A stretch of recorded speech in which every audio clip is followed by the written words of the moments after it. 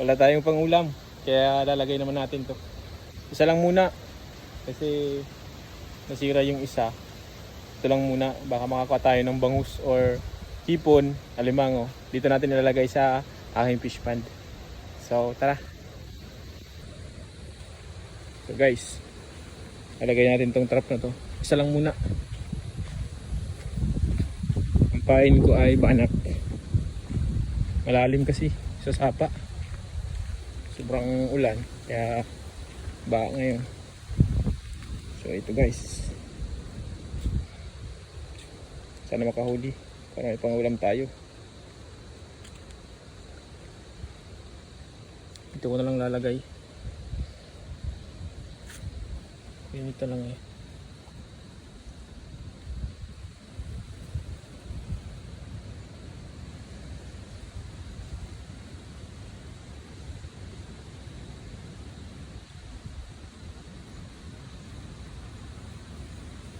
Yan. Sana makahuli tayo. Bukas na natin yung kukuhain yan.